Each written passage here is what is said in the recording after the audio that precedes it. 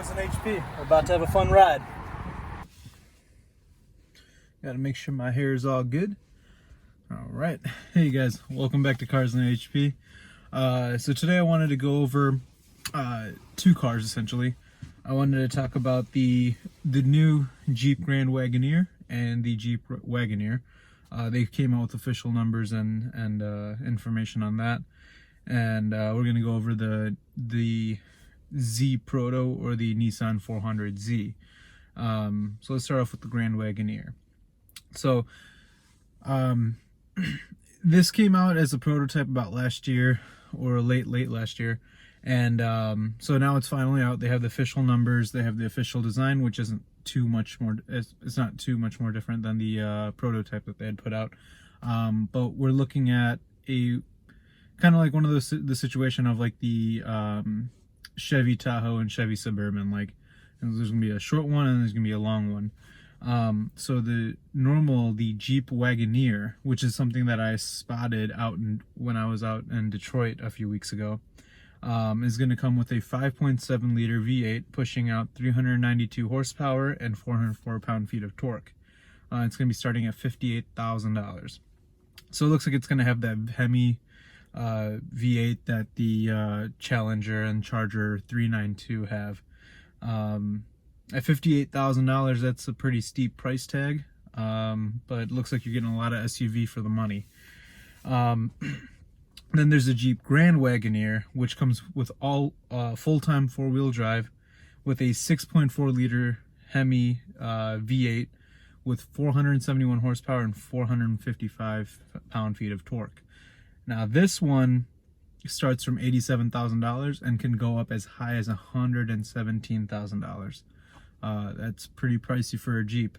It can tow up to 10,000 pounds, and it's perfect for if you have a Challenger Red Eye Demon or Challenger Demon Red Eye, whatever, and you need to tow it for track days or something like that. I mean, both cars are very, very big. It has presence. I'm not sold on the looks yet on the exterior. The interior is not bad. It's pretty nice. They've stepped it up. The exterior, I'm just not sold on it yet. Maybe it might grow on me. I'm just not a fan of, you know, what they have done with it. Especially like with the windows. If you notice, they have like chrome outlining each, like the front passenger and the very rear window. Just not a fan of it, but maybe if I see it on the road in person, maybe it might, I might think differently about it. So that's all I wanted to cover on that. I don't want to go too in depth because the more exciting news is, based off the Z Proto in the video game Project Cars 3, apparently they put in some power numbers and some people did the math. I don't know what all it entailed, but there are estimates that these Nissan 400z, if that's what they're going to call it, is going to have 444 horsepower and 385 pound-feet of torque, which is pretty nice and pretty believable, seeing as the Infiniti Q60 Red Sport has 400 horsepower, and it's probably going to be that same 3-liter twin-turbo engine that they're going to put in the Z and probably tune it up a little more. So I think that's really plausible. Keeping in mind that the car weighs 3,252 pounds, its 0 to 60 is rated at 4.3 seconds. At the moment, at least, you know, until we see the real car, we don't know that. But with the manual transmission or even the automatic, I do feel like that's maybe about right. And estimates as for this one, it's going to cost around $50,000 or more, same price point as the Supra. For comparison, the 2021 Supra has 382 horsepower and 368 pound-feet of torque.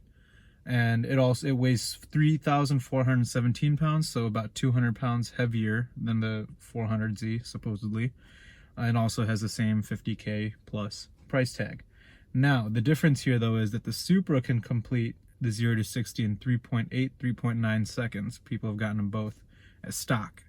And I think that goes to show that, well, one, the 8-speed ZF transmission, super fast, one of the fastest single clutch transmissions there are out there, you know, automatic single clutch transmission. So that really helps that 0 to 60 time.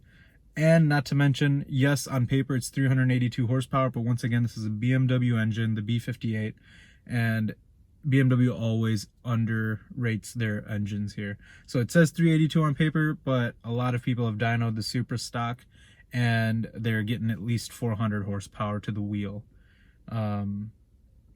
Or 385 to the wheel, which translates to 410 to 420 horsepower from the engine. So, I mean, these two cars, I think it's going to be really, really fun to see, because I think size-wise, engine-wise, they're really competing neck to neck, and it's fun because it's going to be like the 90s, you know, when all the Japanese sports cars are, you know, competed with each other, and so at least we got these two guys going head to head. And it's going to be pretty fun. I'm still sticking with the Supra as the car that I'm going to buy next year. You know, I don't know if the 400Z is really going to change my mind.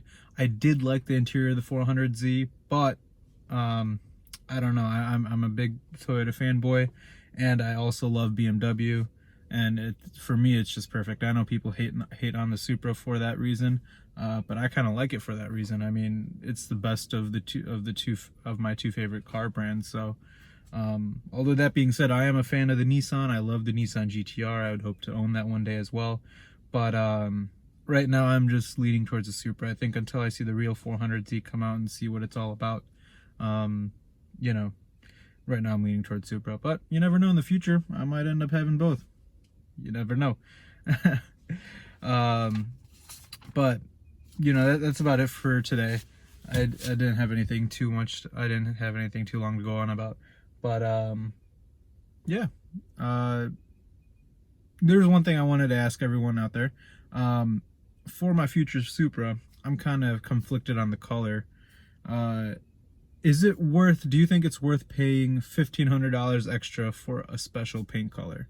Specifically on the Supra, it's called Phantom, and it's this like mix of silver and gray, and it looks amazing. I just saw one this past weekend in person, and oh my god, the way this car looks and glistens in the sun, it's amazing. But do you think it's worth the $1,500 premium? Let me know in the comments below. Don't forget to like and subscribe, and I'll see you guys in the next one. Peace.